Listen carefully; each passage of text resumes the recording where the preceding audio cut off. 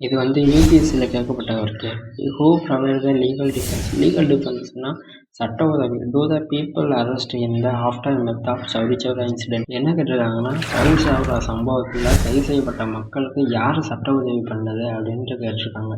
1922 உத்தரப்பிரதேசில் கோரக்பூர்ன்ட்டு ஒரு ஊர் இருக்குது. அந்த ஊரில் பிரிட்டிஷ்காரங்களுக்கு எதிராக மக்கள் வந்து போராட்டம் பண்ணுறாங்க. அப்படி போராட்டம் பண்ணும்போது போலீஸ்காரங்க என்ன பண்ணுறாங்கன்னா, மக்களை வந்து தாக்குறாங்க. அதில் ரொம்பவே கோவமடைந்த மக்கள் வந்து இவங்களும் தாக்குறாங்க.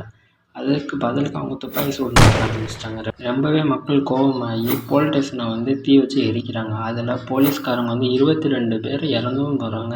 இதனால் கோபமான பிரிட்டிஷ் கவர்மெண்ட் என்ன பண்ணுதுன்னா, மக்கள் 100க்கும் மேற்பட்ட மக்களை வந்து கைது பண்ணுறாங்க. கைது பண்ணி கோர்ட்டில் நிப்பாட்டுறாங்க.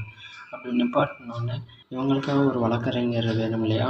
அப்போ இவங்களுக்காக ஆஜராகிறது யாருன்னா, மதன் மோகன் மலைவியாங்கிறவங்க. இவங்க வந்து என்ன பண்ணுறாங்கன்னா, பாதி பேர்த்துக்கு தூக்கு தண்டனையை வந்து குறைக்கிறாங்க.